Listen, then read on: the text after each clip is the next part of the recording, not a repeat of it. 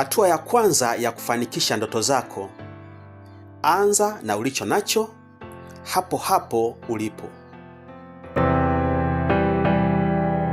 Ndoto yako ni kubwa, inang'aa ndani ya moyo wako, lakini kila siku unaahirisha. Unaogopa kuanza kwa sababu huhisi kama uko tayari. Unasubiri muda ufae, pesa ipatikane, watu wakuunge mkono, mazingira yawe mazuri, lakini hakuna siku inayokuja kuwa siku kamili. Leo nataka nikuambie kitu kimoja ambacho kinaweza kubadilisha maisha yako kabisa.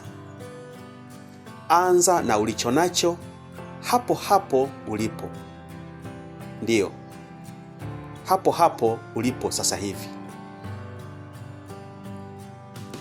Sasa hebu tuangalie sababu ya kuanza hapo hapo ulipo. Watu wengi huamini kuwa mafanikio huanza na vitu vikubwa: pesa nyingi, vifaa kamili, elimu ya hali ya juu au mazingira sahihi.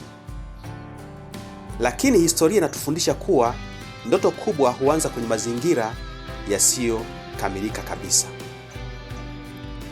Steve Jobs alianza kwenye garage. Nelson Mandela alianza akiwa gerezani. Wangari Maathai alianza na mti mmoja. Hata Biblia inasema aliye mwaminifu katika kidogo atakuwa mwaminifu katika vingi pia. Sasa hebu tuangalie umuhimu wa kuanza na kidogo ulicho nacho. Kila safari kubwa huanza na hatua moja, na hatua hiyo haifai iwe kubwa, inahitaji tu kuwa ya kweli. Leo unaweza kuandika ukurasa mmoja wa kitabu. Leo unaweza kufundisha somo moja kwa sauti yako mwenyewe. Leo unaweza kuanzisha biashara kwa mtaji wa 5,000 tu. Leo unaweza kutengeneza video yako ya kwanza ukiwa na simu yako ya mkononi tu.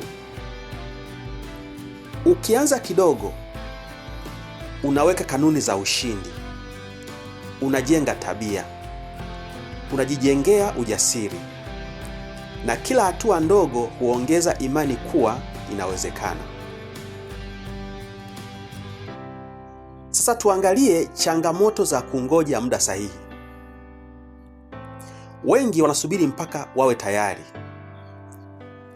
Lakini ukweli ni kwamba uhakika hauji kabla ya hatua. Unakuwa tayari unapoanza, si kabla. Wasiwasi ni kama kiti kinachokuyumbisha. Kinakuchosha, lakini hakikupeleki popote.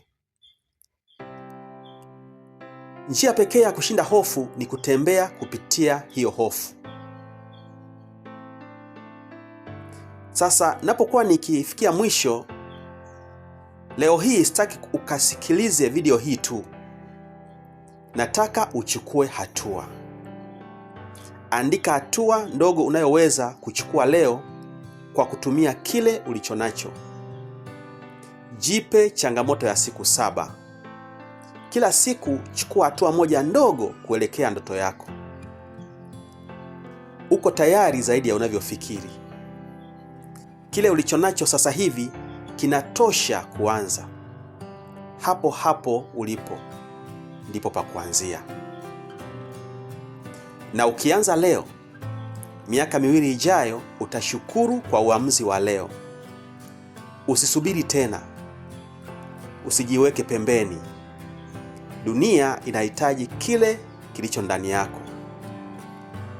Mimi ni Kingi Kigongo na hii ni safari yako ya mabadiliko. Kama video hii imekugusa, bonyeza like na share kwa rafiki na usubscribe ili tusafiri pamoja kwenye mafanikio ya kweli.